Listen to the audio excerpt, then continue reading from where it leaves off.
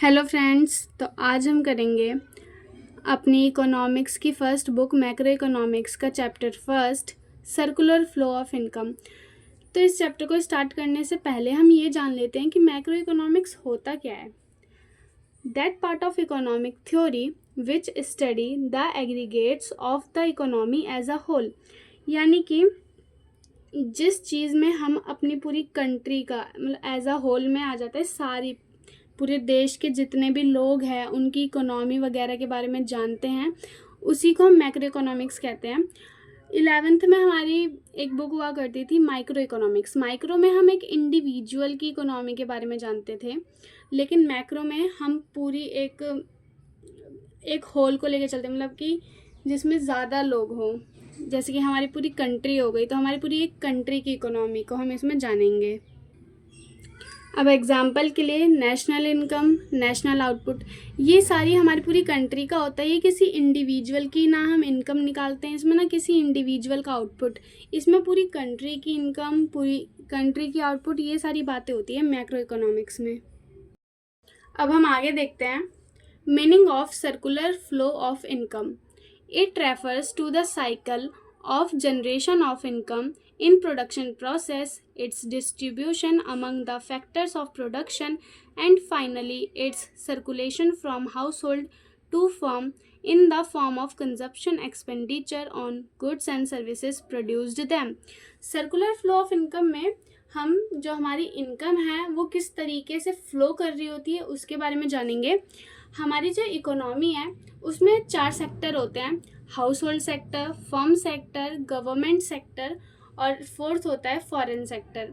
पर इस चैप्टर में हमें ये अज्यूम करते हुए चलना है कि हमारी इकोनॉमी में सिर्फ 2 ही सेक्टर हैं, हाउस होल्ड सेक्टर और फर्म सेक्टर। इसमें बस हम इन दोनों को लेके चलेंगे।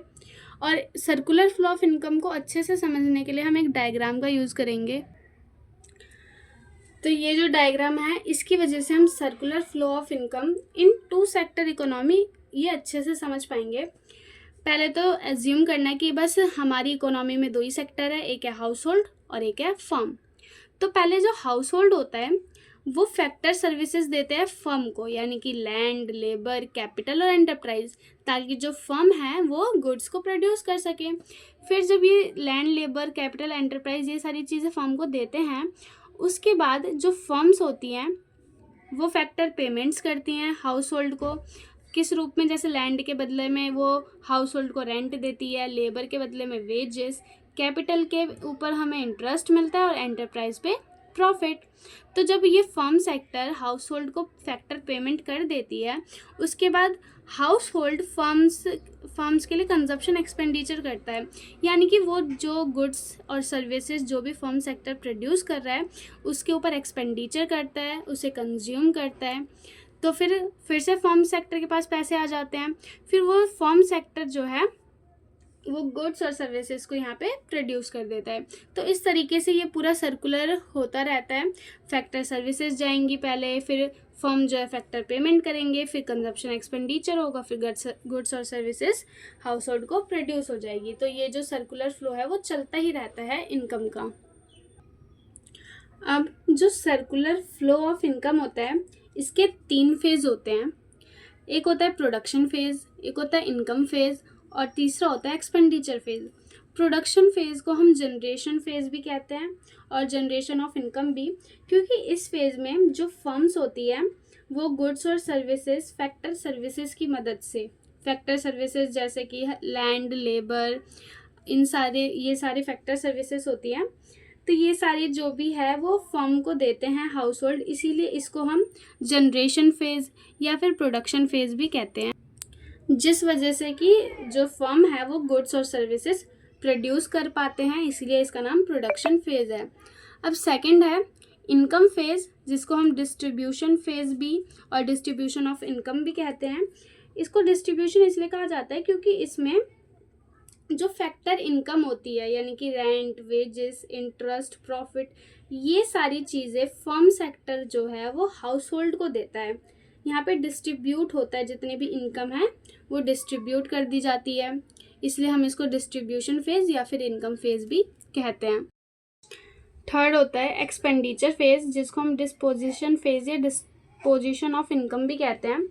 इसमें जो फैक्टर ऑफ प्रोडक्शन से मतलब कि जो पैसे मिले होते हैं हाउस होल्ड सेक्टर को, अब वो गुड्स और सर्विसेज को खरीदने में स्पेंड कर देते हैं, एक्सपेंड कर देते हैं, इसलिए हम इसको एक्सपेंडिचर फेज कहते हैं। अब हम आगे देखते हैं स्टॉक वेरिएबल और फ्लो वेरिएबल। ये जो दो वर्ड है स्टॉक और फ्लो, ये आगे के चैप्टर्स में बहुत यूज़ होंगे, तो हम पहले ही जान लेते हैं कि इनके मतलब होते क्या हैं।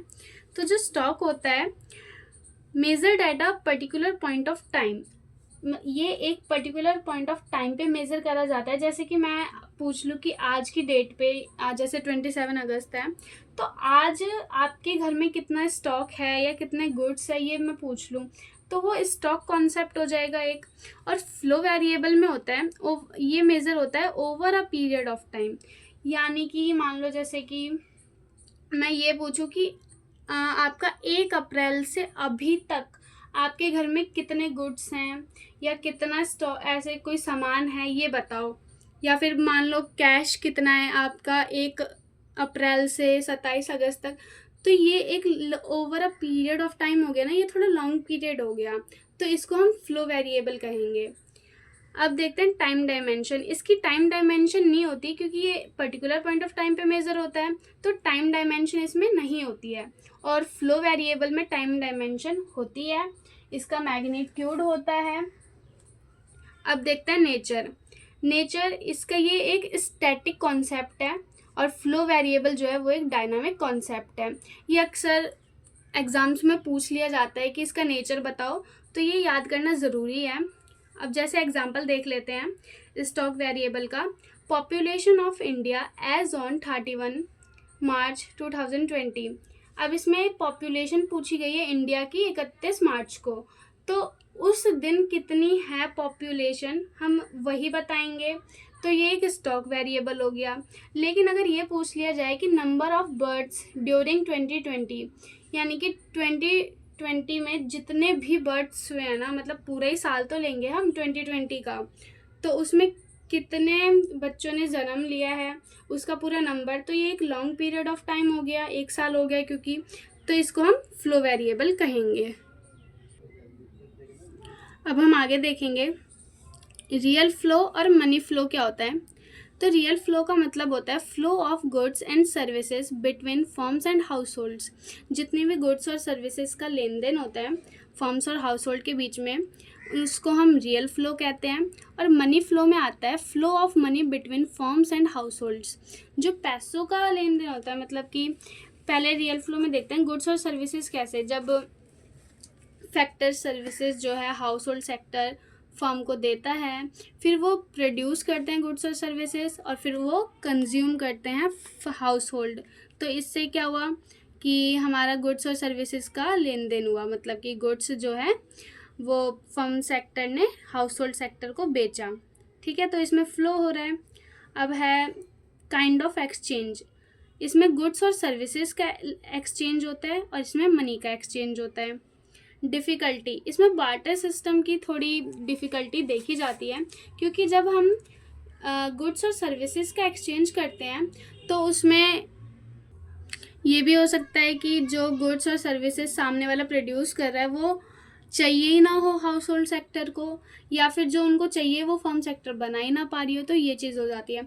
अब मनी फ्लो में लेकिन कोई डिफ़िकल्टी नहीं होती है, क्योंकि मनी तो भाई हर एक जने को चाहिए और मनी के थ्रू कोई भी चीज़ें खरीदी जा सकती है। रियल फ्लो का दूसरा नाम फिजिकल फ्लो भी है और मनी फ्लो का दूसरा नाम नॉमिनल फ्लो भी है। अब हम इससे समझेंगे रियल फ़्लो और नॉमिनल फ़्लो के बारे में। देखो, जो ये फैक्टर सर्विसेज है, इसमें गुड्स और सर्विसेज जो है हाउस होल्ड सेक्टर से फर्म सेक्टर में जाती हैं। और ये जो फोर्थ है, इसमें क्या होता है, जो फर्म सेक्टर है उससे गुड्स और सर्विसेज हाउस होल्ड सेक्टर में जाती है। तो इन दो जगहों पर हमारा रियल फ़्लो हो रहा है, क्योंकि यहाँ पे गुड्स और सर्विसेज का एक्सचेंज हो रहा है। और ये जो सेकंड और थर्ड है, सेकंड में क्या हो रहा है, फैक्टर पेमेंट, जो कि फर्म सेक्टर हाउस होल्ड को दे रहा है। रेंट, वेजेस, इंटरेस्ट, प्रॉफिट, ये सारा मनी के रूप में ही दे रहे हैं। और फिर ये थर्ड में जब हाउस होल्ड सेक्टर एक्सपेंडिचर करता है गुड्स और सर्विसेज को ख़रीदने में, तब भी पैसे लगते हैं, क्योंकि वो ख़रीदेंगे तो उनको पैसे देने पड़ेंगे। तो इसमें भी हमारा मनी फ्लो हुआ, यानी कि नॉमिनल फ्लो। तो फर्स्ट और फोर्थ जो है वो रियल फ्लो है और सेकंड और थर्ड नॉमिनल फ्लो। तो ये फर्स्ट चैप्टर हमारा यहीं पे कंप्लीट हो गया है। अब हम अगली वीडियो में मिलेंगे दूसरे चैप्टर के साथ। अगर आपको ये वीडियो अच्छी लगी हो तो लाइक, शेयर और सब्सक्राइब ज़रूर करें।